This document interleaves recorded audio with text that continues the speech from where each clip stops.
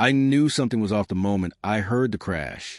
It was mid-afternoon, and the neighborhood was dozing in the sultry heat of late summer. The slam of metal on concrete reverberated through the air, punctuated by a high-pitched shriek that set my heart racing. My mind already leaped to a grim conclusion. Someone's car had been hit. Bolting out the front door, I saw her standing there. Karen, the newly appointed head of our homeowners association. She was clutching a dented aluminum baseball bat, knuckles white, face twisted in a fury so palpable it made me freeze in place. My bright, red Tesla Model 3, which I'd proudly parked in my own driveway that morning, was the victim. Its windshield shattered, passenger side mirror hanging by a thread, and the hood bearing a fresh imprint of Karen's bat. Glinting shards of glass littered the driveway like razor-edge confetti. My stomach lurched in horror. "Are you insane?" I shouted, voice cracking with sheer disbelief. She whipped around, eyes blazing. "You think you can just violate the HOA guidelines without repercussions?" She spat. I had no clue what she was talking about. I'd lived in Mistlewood Acres for 6 years, abiding by the HOA's rules about trash can placement, lawn height, and mailbox design. Sure, I'd roll my eyes at the petty demands, but I never openly defied them. My Tesla, a recent upgrade from my old sedan, was impeccably parked on my own property. If the new HOA president had an issue, the rational approach would be a notice or an email, not a full-blown demolition of my car. Neighbors began trickling out of their houses, drawn by the spectacle. Some carried perplexed expressions. Others were whispering behind their hands, unsure whether to intervene. Karen stood tall, bat quivering in her hand, scanning the onlookers as though daring them to challenge her. I could barely breathe. This was more than just property damage. It felt like a personal violation, an unprovoked attack. I stooped, picking up a chunk of shattered glass, my mind reeling. "Karen, you can't just—" She cut me off. "We have bylaws about electric vehicles. They attract thieves. They encourage loitering." Her voice was shrill. "I tried to warn you. I sent multiple emails." Emails? I rummaged through my memory, but no such warnings came to mind. Could I have missed something? Even if I had, property damage wasn't exactly a proportional response. One of my neighbors, a kind woman named Lydia, dared to step forward. "Karen, calm down," she pleaded. "This is going too far. You can't destroy someone's vehicle just because you have a disagreement." But Karen was beyond reason. She raised the bat again, though the object of her rage was now too mangled to warrant further beating. Seeing that image, her stance, the battered car, the crowd forming, ignited a surge of protective anger within me. This wasn't just about my Tesla. It was about a fundamental principle. You don't get to terrorize people because you hold some petty position of power on an HOA board. Sirens wailed in the distance. Another neighbor must have called the police, and the distinct red and blue lights quickly illuminated the street. My heart hammered with relief. The cavalry had arrived. 2 officers emerged, caution dripping from their every movement. They disarmed Karen, gently coaxing the bat from her clenched fists. I expected her to calm down, but instead, she launched into a deranged tirade about disregarding community standards. One cop shot me a questioning look, while the other struggled to keep Karen from marching at me again. I shook my head, trembling as adrenaline coursed through my veins. She just attacked my car. Out of nowhere. Karen, face red with fury, pointed a shaking finger my way. "That's not your driveway. That's HOA property. We have rules." What? The concept was ludicrous.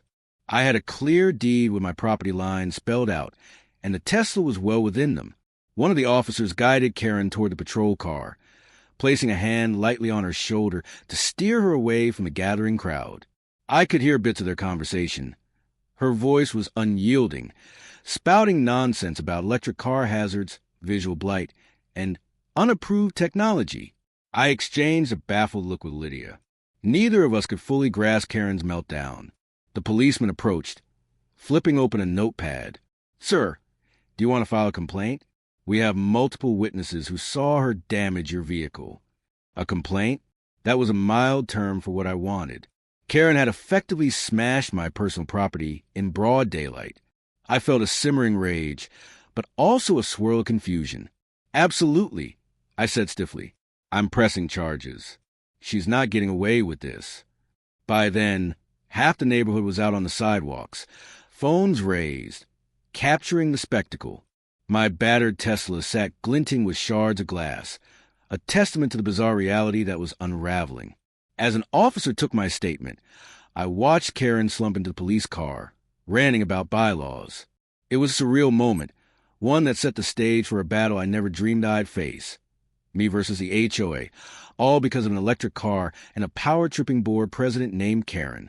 I knew that once the shock wore off, I'd have a fight on my hands, one that would test not just my patience, but my faith in the sanity of suburban life. The police left with Karen in the back seat, still ranting about the menace of electric cars. After they drove off, the neighborhood conversation buzzed with speculation. Some folks drifted toward me to offer sympathy. Others retreated, avoiding eye contact, reluctant to get caught in the crossfire. Lydia, bless her soul, asked if I needed help documenting the damage. I've got it, I assured her, phone in hand. I methodically photographed every dent, every shattered panel. My Tesla, something I'd scrimped and saved for, now looked like it'd been in a high-speed collision.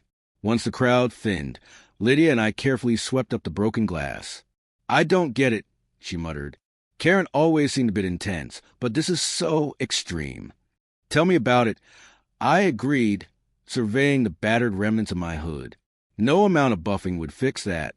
Karen might have been carted away in a squad car, but the ripple effects of her rampage were just beginning.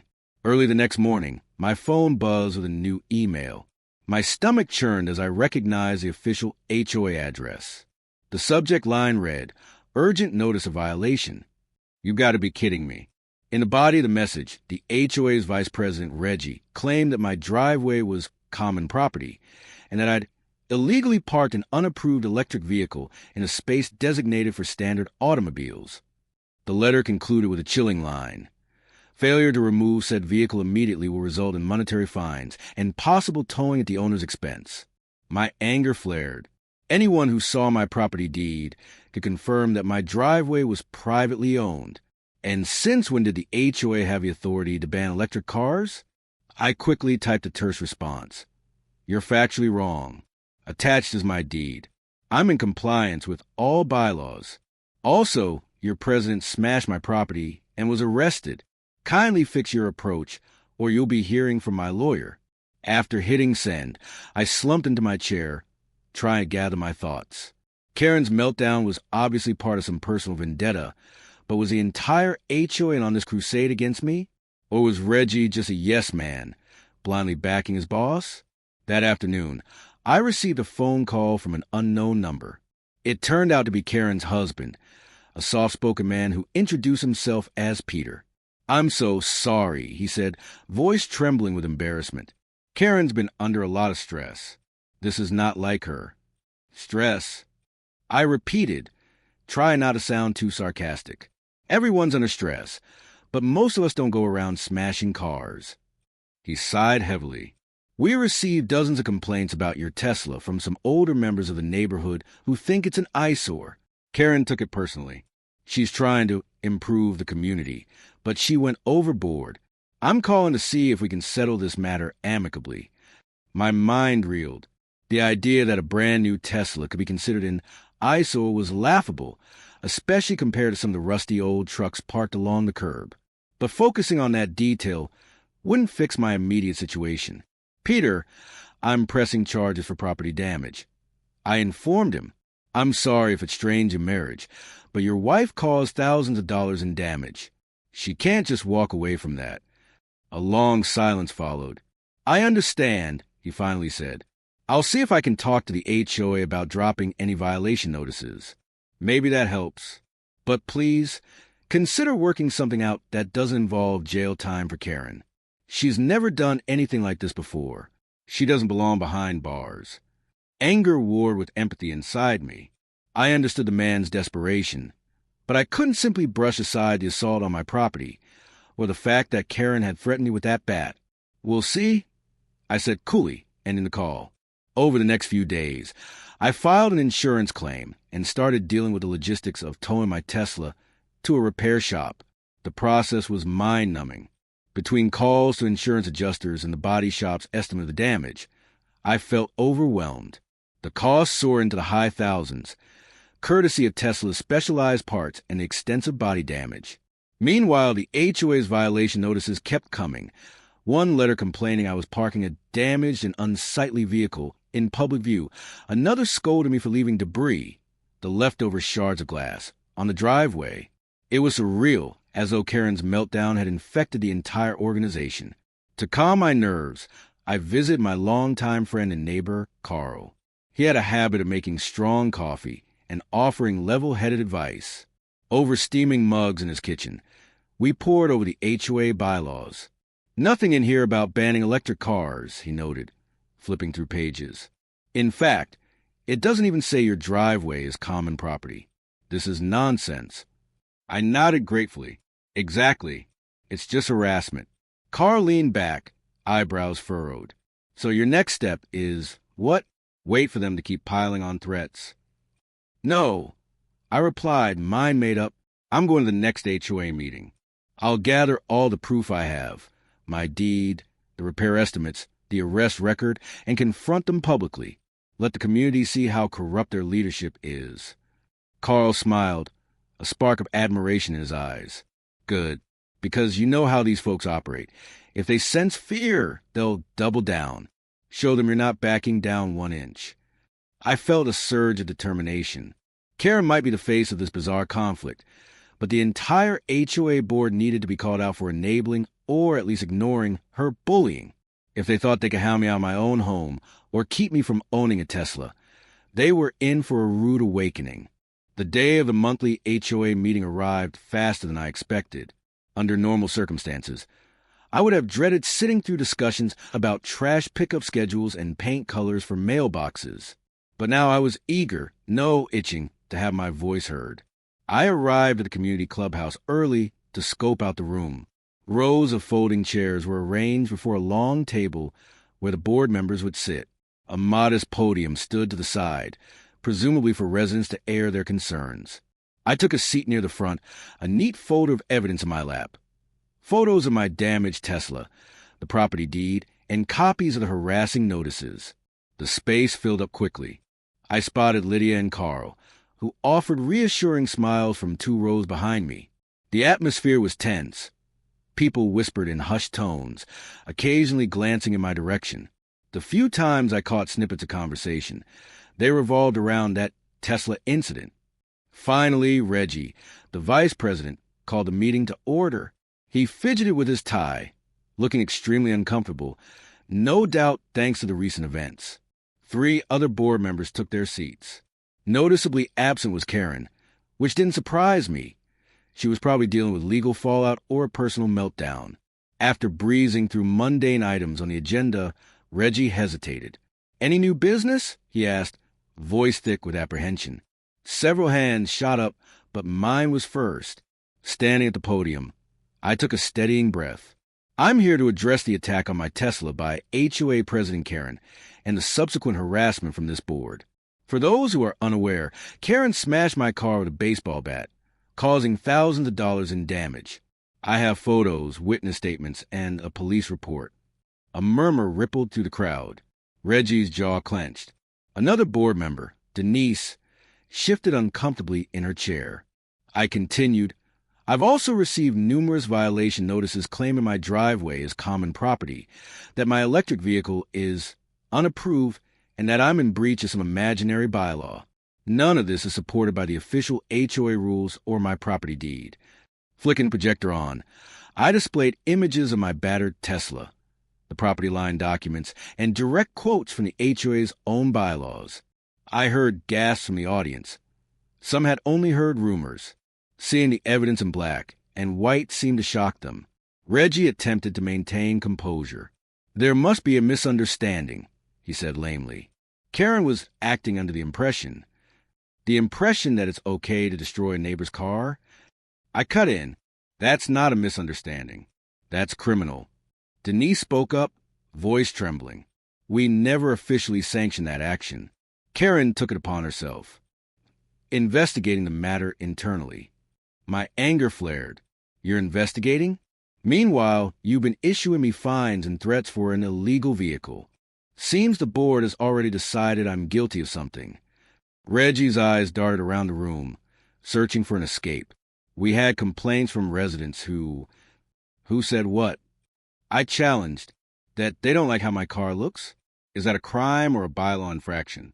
Because it's not listed anywhere in your official documents. A stout man in the audience raised his hand. I was one of those who complained, he admitted, turning red. But only because Karen said it was blocking the sidewalk or something. If I'd known it was on your own driveway, I never would have lodged a complaint. Reggie floundered, fiddling with a stack of papers. The tension in the room ratcheted up another notch. Another neighbor took the floor, claiming they felt pressure by Karen to sign a petition against electric cars, though they hadn't fully understood its implications. The entire fiasco was unraveling layer by layer, revealing an orchestrated smear campaign against me and my Tesla, led by none other than the HOA's president herself. Denise cleared her throat, avoiding eye contact. Karen was convinced that electric cars would lower property values. She thought she was protecting the neighborhood. Obviously, that doesn't excuse her actions. Protecting the neighborhood? I echoed, incredulous. By vandalizing private property? You should have reined her in before it got to this point. As the exchange heated, Reggie nervously glanced at a binder in front of him. Finally, with a defeated sigh, he turned to me. We acknowledged that mistakes were made. His words were stiff, rehearsed. We'll retract all violation notices related to your vehicle. As for Karen's behavior, that's now a police matter. The board will also conduct a formal review to see if she remains fit to serve. Some members of the audience applauded, albeit hesitantly, as if unsure whether justice was really being done. Before I could respond, the double doors at the back of the room swung open. In walked Karen, accompanied by her husband, Peter. The room fell silent. She looked disheveled, her hair unkempt, her expression haunted. For a second, she just glared at me, then at Reggie, then at everyone else, as though we were all conspiring against her. I'm still president, Karen hissed, her voice echoing in the hush. You can't remove me. I was elected. Reggie cleared his throat, evidently startled. Karen, you need to step outside. We're discussing. She ignored him, marching up the aisle toward the board's table. This is a witch hunt, she spat, eyes wild. I was only doing what's best for Mistlewood Acres. Now you're all turning on me because I had the guts to act. Gasps rippled through the crowd. A security guard, who was there primarily to manage crowd flow, moved closer, sensing the tension. I felt my hands clench, bracing for another bizarre outburst. Then Lydia's voice rang out from behind me. You assaulted a man's car, Karen. Why can't you see that was wrong? Karen swung her glare at Lydia, her face flushing. She opened her mouth to retort, but words seemed to fail her. Her husband gently grasped her arm, murmuring something into her ear, likely urging her to leave. For a moment, she resisted, chest heaving with anger and frustration. Then, with a final, ferocious look around the room, she spun on her heel and stomped back out, Peter trailing behind. A heavy silence settled. No one seemed quite sure what to say. Finally, Denise let out a shaky breath. We'll convene an emergency session to address this. For now, let's move on with the rest of the meeting. It was an abrupt shift, and the atmosphere remained unsettled. But I had accomplished what I came for. My name was cleared, the violation notices would be rescinded, and the community now saw exactly how unhinged Karen's vendetta was. Still, as I gathered my documents and headed for the door, I couldn't shake the nagging feeling that this confrontation wasn't over. A week passed, and the tension in Mistlewood Acres remained thick enough to cut with a knife.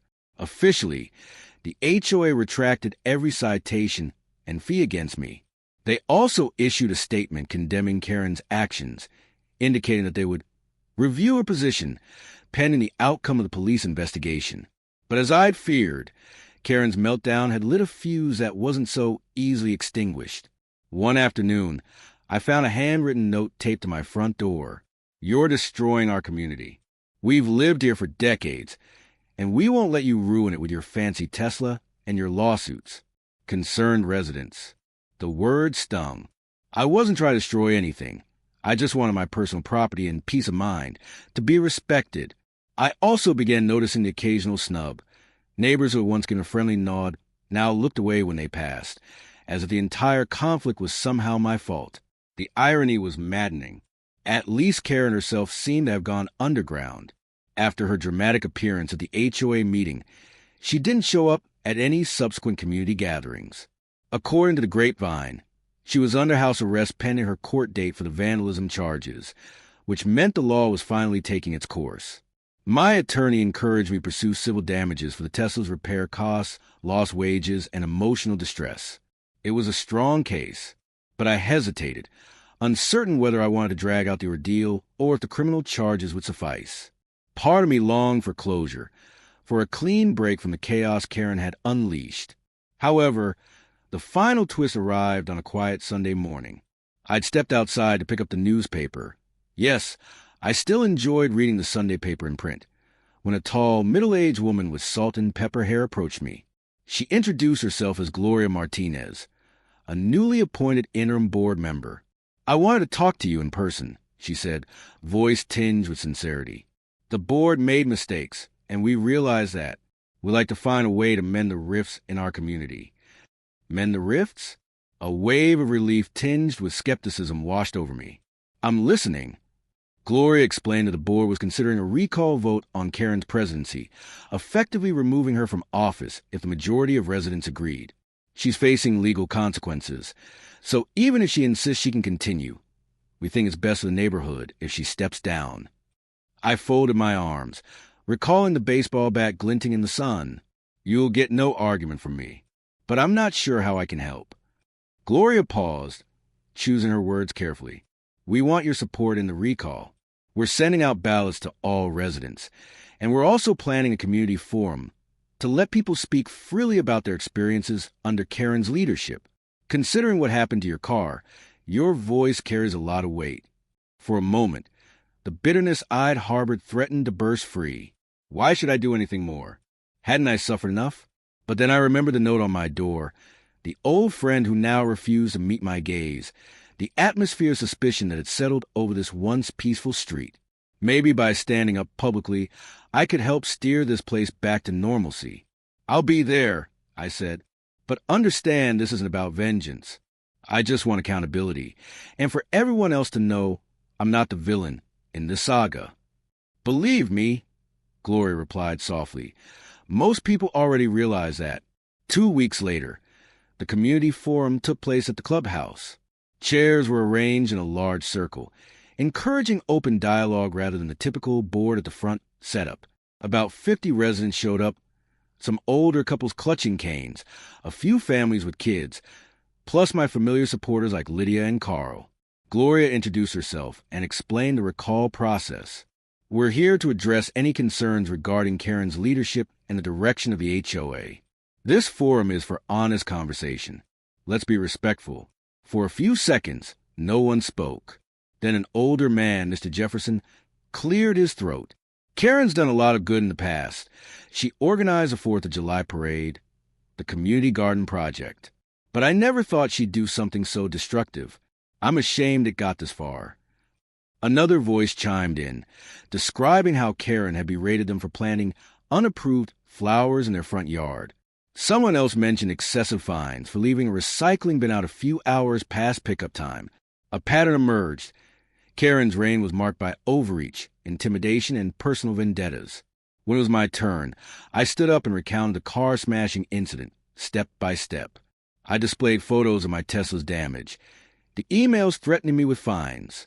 To my surprise, I found my anger had cooled, replaced by a genuine desire for community to learn from the fiasco. "I'm not asking for sympathy," I concluded. "I just want everyone here to realize that a position of authority, like being an HOA president, doesn't grant you license to bully or destroy. This is still a neighborhood, not a dictatorship." Applause broke out, hesitant at first, then growing in intensity. A few people wiped away tears. Maybe it was relief that someone had finally said aloud what they'd been too afraid to voice.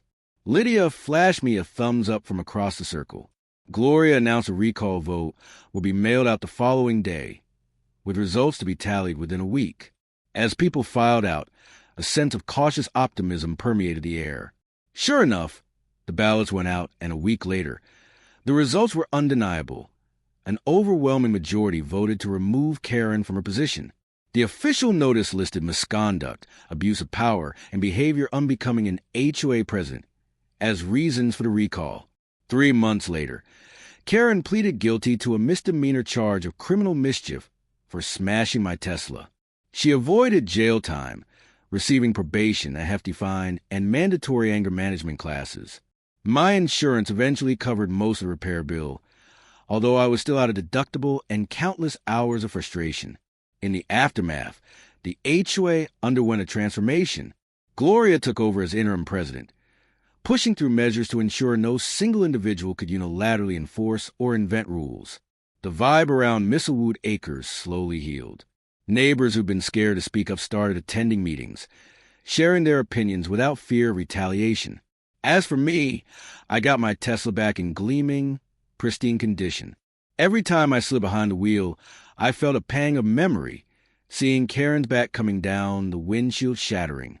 But that recollection soon softened into a testament of resilience. I'd stood up for my rights, faced down a bully, and helped my community pivot away from a toxic spiral. Life returned to normal, or as normal as suburban life can be. The only visible reminder of the fiasco was a small dent on the concrete of my driveway, where Karen's bat struck in a moment of rage. I never bothered to fix it. That little indent served as a constant reminder. Stand your ground. Never let fear rule your decisions, and always keep a camera handy, just in case another HOA Karen decided to swing a bat in the neighborhood again. The end.